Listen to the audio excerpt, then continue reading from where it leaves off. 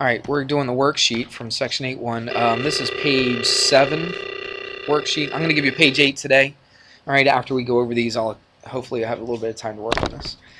Alright, so here we go. Let's look at number 2 from worksheet page 7. It says find the geometric mean. Find the geometric mean, okay, between two numbers, 9 and 36. Watch. I'm going to show you a nice, easy way to do this. And you might, I don't know, you might remember some of this from Algebra 1. I'm not really sure. Sometimes Algebra 1 classes don't cover this. Sometimes they do, depending on how fast your class went. All right. So first of all, find the geometric mean. You should, at this point, kind of be used to setting this up. You set up two fractions, right? And you put an equals in between the two fractions. If we're going to find the geometric mean, where does the geometric mean go in these fractions? Top left and bottom right, okay? As long as they're on the diagonals, okay, on the corners. Everybody see that? Don't put the x on top and the x on the bottom. That's not going to work. So put it diagonally, either this way, or you could go this way as well if you wanted to. It doesn't make any difference. So that's what the geometric mean is. That's what we're solving for. So we're finding the geometric mean between what two numbers? 9 and 36. So I go 9 here and 36 right here. It's pretty easy to set up, isn't it? You got to get this part down, all right? It's not difficult. I don't think it's hard, is it? All right, I don't think it's hard at all. So let's find geometric mean. So you put two fractions, put the x up top on one side, down on the bottom on the other side. And then you put the other two numbers in those two empty spaces. Does it matter that the 9 or the 36 goes here? Doesn't make any difference, okay? Because what are you going to do to them eventually? Just going to multiply them anyway, right? So 9 times 36 or 36 times 9, it's the same thing. So let's do this. Let's cross multiply. What is x times x? X squared. That's right, it's x squared. Now watch what I'm going to do here.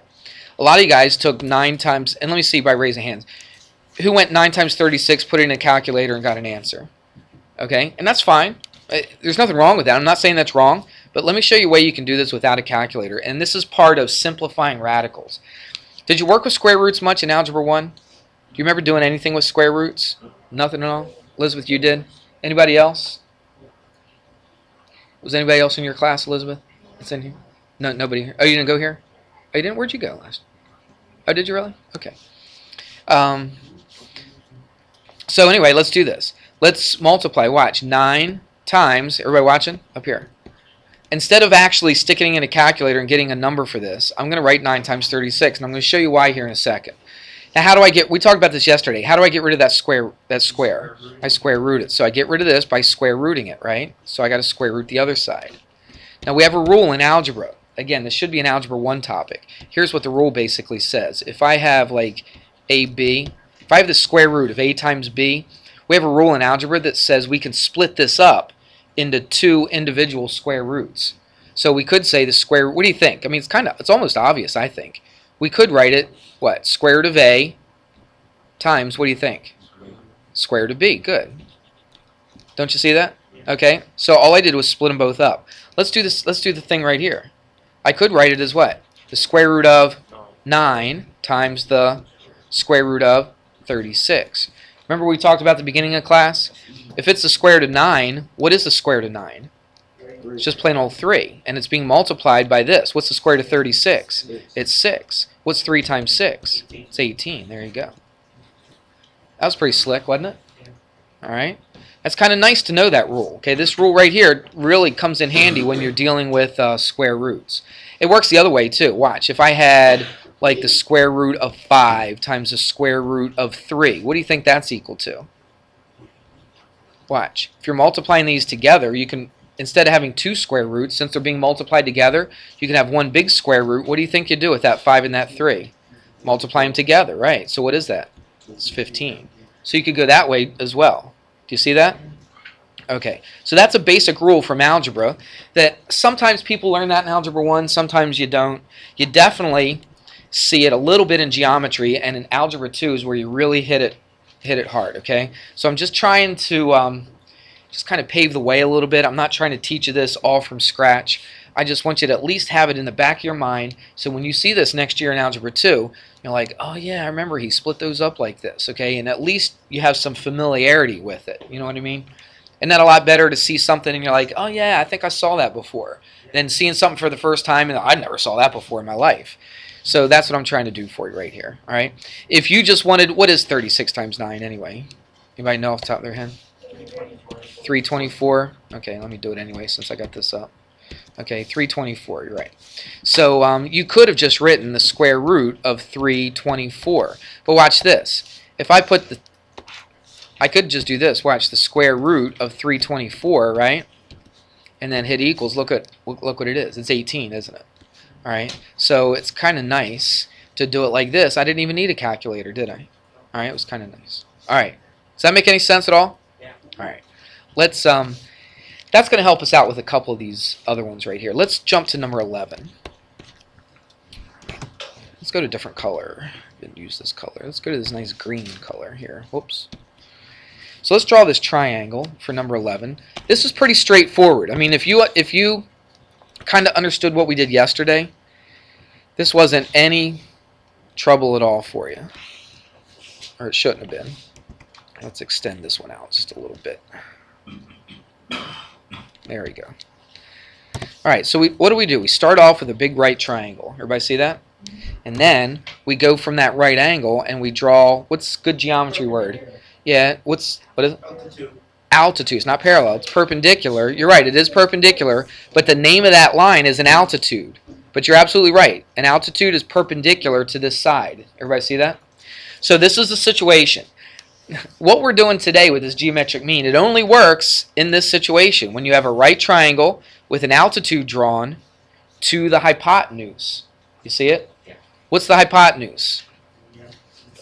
It's the opposite side of the right angle, okay? And it's always the longest side of a right triangle, the hypotenuse. You remember that, don't you? Yeah. We've talked about that. We're going to talk about that a lot in this chapter, because this whole entire chapter is just about what?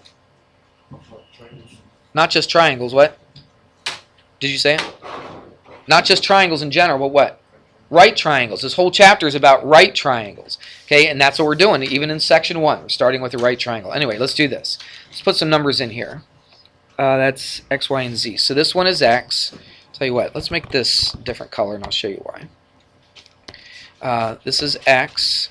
I believe this one is y, and this one is z. I put them in a different color for a reason. Because all three of these things right here are geometric means. You follow me? So when I say it's a geometric mean, how do you set the thing up? Well, you set it up like this, don't you? All right? That's how you. So when it says the geometric mean, it goes here and it goes here. That's the geometric mean. So in this triangle, x is actually a geometric mean. Y is a geometric mean. Z is a geometric mean. All three of them are geometric means. You follow me? But they're geometric means between two different numbers. See, this one right here is the geometric mean between 9 and 36. Right?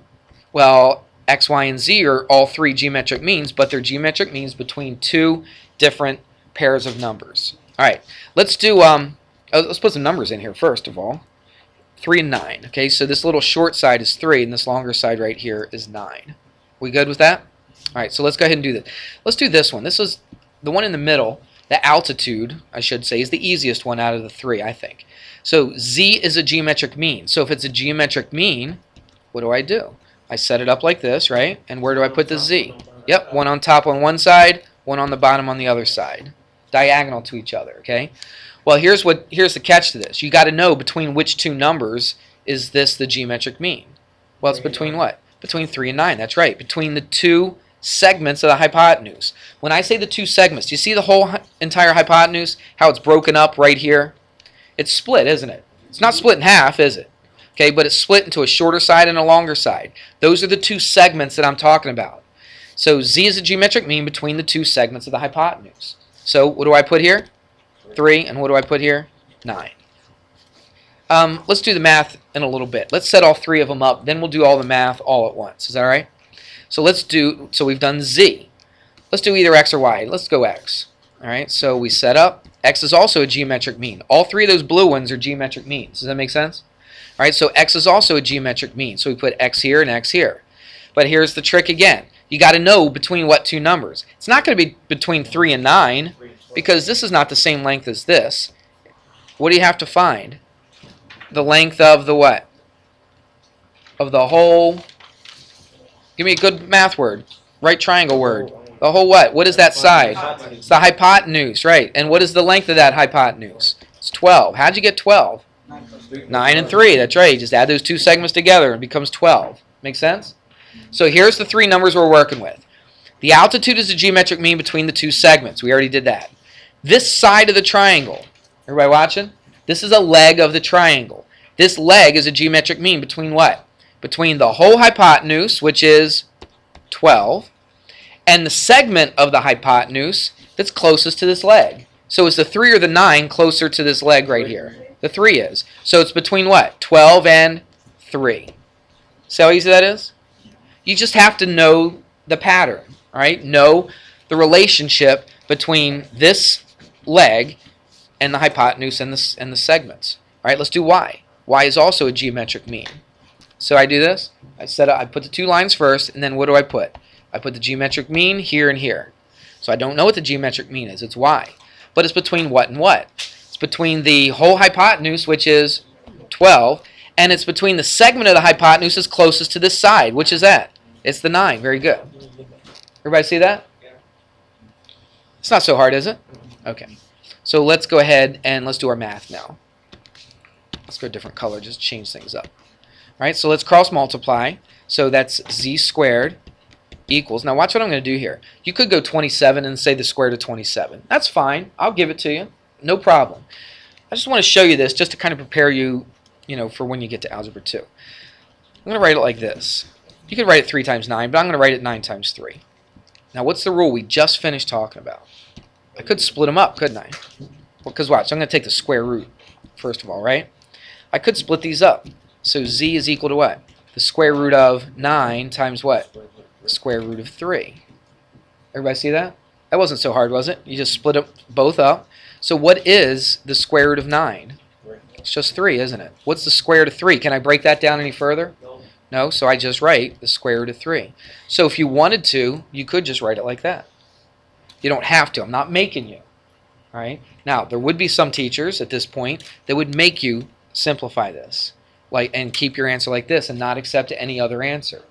I'm letting you write the square root of 27 if you want. If you want to circle that, it's fine with me. If you wanted to, you could put that into a calculator and get a decimal. I don't see why you would want to. I mean, I guess I could, because like I said, if you're measuring the lengths of things and you want to cut a piece of wood or something like that to a certain measurement, you're not going to say, "Hey Joe, cut that 27 or the square root of 27 for me, would you?" You wouldn't say that. That would be ridiculous. So you punch it in a calculator and you hit the square root of 27 and you get about 5 point, round it to one decimal place. What would that round to? 5.2. All right, so you could say 5.2. But that's not exact, is it? That's an approximation. See that squiggly equal sign? That means approximately equal to. It's close to 5.2. All right? I would accept that. I would accept any of these three right here. You don't have to have all three, but I would accept either one of these answers. To tell you the truth, in this class, in geometry, I would just stick with that right now. In Algebra 2, though, guess what your Algebra 2 teacher is going to make you write it as? It's going to make you write it like this. All right? So just so that you're aware of it. I just want you to be aware of that. You okay? Let's do another one. Let's cross multiply here. Let's do this in a different color. Okay, let's cross multiply here. What do you get? X squared equals. Now watch. I don't have to split it up because I know what 12 times 3 is. Don't you? It's 36. So if I take the square root of this, this comes out nice and even. So what's x equal to? It's just plain old 6. I definitely want you to write it like this. Everybody can handle that, can't they? Okay, the square root of 36 is 6. So you definitely should simplify it and get a 6 out of it. Okay, that's how I want you to do it. Let's go orange. Let's do this one. Cross multiply. Y squared. Let me show you. Now this one's a little bit tricky. Let's go 9 times 12. I'm going to do one more thing. This is like one little step above what we did over here. Everybody paying attention? Still awake? All right? Shake it off, all right? If you feel the sleep coming, shake it off. All right? Stand up if you need to. All right? Crack your neck, crack your back, do whatever you need to do to stay awake. So let's look at this. What am I going to do here? I'm going to take, actually, let's get rid of this squared. Let's make this a square root. Watch, I'm going to square root this side, and I'm going to square root this side. Everybody see that? So I've got the square root of 9. And I've got, what else? The square root of 12. Now here's the extra little step. You know what the square root of 9 is, don't you? It's 3, okay? So we'll put a 3. But watch 12. You can actually break that down into two numbers where I could take the square root of one of those numbers. So what times what is 12? There's a couple things. 2 and 6, okay, but can I take the square root of 6? Nah, square root of 2, but 4 and 3, right? So watch this. I could say 4 times 3. Would you agree with that?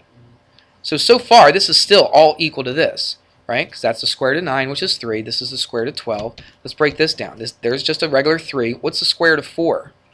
It's just a regular 2. It's all being multiplied. So I got rid of that, didn't I?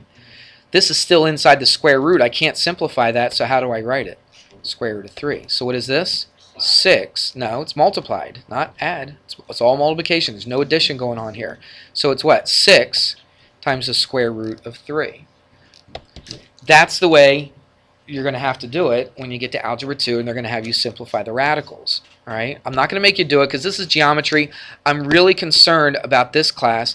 These things right here. This is what I'm more concerned about than anything, is that you understand how to set this up. Okay? And if you cross multiply, you could have written, what's 9 times 12? What's that, 108 or something like that? Okay, so you could have just said the square root of 108 and you were done with it. All right? I'm not making you simplify it like this. So you could have said the square root of 108. But watch this. I just want to show you something. Some people don't believe me that this and this are the same exact thing. Well, let's punch it into a calculator and see. Let's do 108 first. Turn it on. Clear. Okay, let's go to the square root of 108. 108. Oops. 8. There it is. So what is it? It's about 10.39, right? Let's put in 6 square root of 3 and see if you get the same thing. So watch. 6 square root of 3. Close that. Watch. I hit enter. Should it be close to it? Shouldn't just be close. It should be what? It should be exactly the same thing. Let's see if it is. Look at that. It's exactly the same thing, isn't it? So would you agree that a square root of 108 is the same thing as 6 square root of 3? Absolutely. Okay. Again, I don't want to scare y'all. You don't have to go, see all this stuff that I did right here? You don't have to go through all that. All right, you can just write your answer like this and be done with it. And just say, that's my answer. And I'll give it to you. That's it. I'll give you full credit if you write it like that. Make sense? If you write it square root of 27, that's fine. You write it 6, that's fine. Don't write square root of 36 and leave it like that. Now, will I promise I'll mark it wrong? You know what? I'm too much of a softie. I'm too easy. And when I see you did the math right and you just left it like this, to tell you the truth, I'd probably mark it right. But you know what I would do? If you circled this, I'd probably say equals 6 and circle it like that. Okay? I might still give it to you just because I'm too easy. All right? I should be tougher. I should be a lot stronger.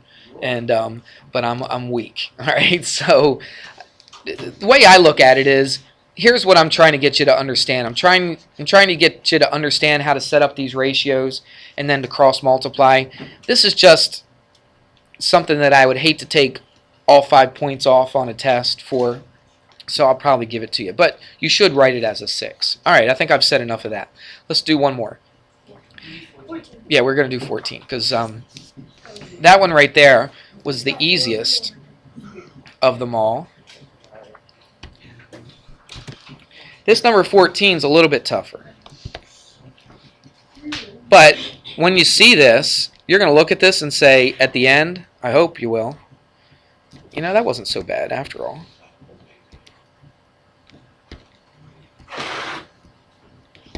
Okay, that's close enough. That's not very close at all, to tell you the truth. That's got to look more like a right angle, so that needs to, it is terrible. So that needs to come out a little bit more. That looks a lot better. There we go. I feel a little bit better about that. So look, there's a right angle right here. And what does this do? Wow, that's a little short, but you get the idea. Alright, and that's a right angle right there. Everybody good with this so far? Alright, let's put some numbers in here. We got Y and Z and X and 2. And what's that up and down one? 5. Put it right there. Alright, here's what they tell you. Now look, which ones are the geometric means? Let's actually make them a different color. Which ones are the geometric means? There's 3 of them. Which ones are they? Z. The z. Okay, so that's a geometric mean. Let's make this yellow. What else is a geometric mean? Is the x a geometric mean? No, 5. No, the 5 is, yeah. So that's a little weird, right? Because we always had the geometric mean be a variable before. Isaiah, you getting all this? Somebody wake him up a little bit. You with me? Stand up if you're going to fall asleep, all right? So look at this. So those 3 things in yellow right there are your geometric means. But look, the weird thing about this problem is that they actually tell you what the value of one of those geometric means are, right? All the other problems, they didn't tell you what the geometric mean was. They just said solve for it, find the geometric mean. This time they actually make it a number. Everybody, does that make sense? But you still set it up the same exact way as you would before. So let's go through this a little quicker now. So let's do the middle one first, the altitude. This is actually a geometric mean. Okay? So what do? Set it up like this. Here's our proportion. Where does the geometric mean go? Top and bottom. Different sides, right? Okay. So 5 is actually a geometric mean. Well, 5 is a geometric mean between what 2 numbers? 2 and x, right? Or x and 2. Doesn't make any difference. You see that? That's really the only thing that was tough about this problem right there. Okay, was to understand that this is a geometric mean. You still treat it just like a geometric mean. It shows up twice, doesn't it? Shows up top here and down the bottom over here. All right? And now watch, the cross multiply is actually pretty easy. 2x equals 25. That's where you get 12.5. So you could write it 20. If you wrote it like that, I'd be okay with that. You could keep it like that. But most people don't like writing it like that. What's half of 25? It's 12.5, 12.5. Okay? So that means x is 12.5 right there. You with me? All right, so that's the first thing we did. We did that altitude. Now we have to do either x or y or z. It doesn't make any difference. Let's do z. All right, let's go to the left and then we'll go to the right. So let's do this one right here. Well, z is the geometric mean between what? The whole thing. So what is the whole thing? It's 14.5. That's right, 14.5. Everybody see that? 12.5 plus 2 is 14.5. So z is the geometric mean. Let's give myself a little room here. Z is the geometric mean between the whole thing. What's the whole thing? 14.5. And the segment that's closest to to z. This is closest to this, so it's 12.5. See that? Yes, sir. All right. Cross multiply. Z squared equals, what's that? 14.5 times 12.5. I can't do that in my head. I definitely can't take the square root of that in my head. So we'll take the square root of that. I think that's that 181 one, isn't it? Yeah. So let's just show you. It's 14.5 times 12.5 times 12.5 equals 181.25. 181.25. Now that's still under a square root. Look, if you wanted to take this, put it into the calculator one more time to simplify it, you could. Watch, square root. I don't know if you know how to do this on the calculator, but if I want to take the square root of this number without actually typing it in, watch what I can do. I can hit second function, this minus button down here. See it says answer, ANS? If you hit that, see it put it up here. See what I did? So it's the square root of the number that I just finished putting in, all right, or just got an answer for. Everybody see that? Hit equals, and there it is, 13.5. If you wanted to write it 13.5, then feel free to write it either way. The book writes it like this, and it writes it like this. Either way you want to do it, it's fine with me. You good with that? We got one more to do, and it's just as easy as that one. Look. So y is a geometric mean as well, isn't it? So y goes here and here. Between what and what? Between 14.5 and 2. Cross multiply. Y squared. You can do this in your head, can't you? What's that? 29, right? Because if you double 14, what do you get? 28. If you double a half, you get 28 and 1 is 29. Take the square root of both sides. So what's y equal to? The square root of 29. That doesn't simplify. Just keep it like that. And there are your 2 numbers right there. Those are the 3 numbers, or the 3. Those are the 3 that I read off to you, aren't they? And there you go. Joe? Yeah, or you can also do a square root. You could have. That's right. Absolutely right. But I'm not going to go Pythagorean theorem here because, do you see what Joe said? Look, you found z already, didn't you? Which is the square root of 181.25. You could have gone this squared plus this squared equals 14.5 squared. To tell you the truth, this was way easier. Wouldn't you agree? Yep, it was way easier. Plus, we're trying to learn that whole geometric mean. So let's stick with the geometric mean on these problems. You got it? Now listen to me. Are you listening? Because I had kids in my honors class mess this all up. I had triangles that were not right triangles with an altitude drawn to the hypotenuse, and they were still trying to do geometric mean with like regular triangles. Okay? You can't do geometric mean with a non-right triangle. Do you hear me? They have to be right triangles. You got to start off with one big right triangle, and this comes down like this. So there's 3 right triangles here, aren't they? There's this medium size, there's this little one, and there's the whole big one. And they're actually all similar to each other. We didn't go through that. I think I might have mentioned it one time. But all 3 of these are similar to each other. Wait, how's... Because look, this big triangle right here, or the whole entire big triangle, has this angle and it has a right triangle, doesn't it? Okay, the middle one has this angle and a right triangle. And a right angle, I should say. Okay, so remember, if I have 2 angles equal to 2 angles, they're similar. So the big one and the medium one are similar. Look at the little one. The little one has this angle, right, and a right angle.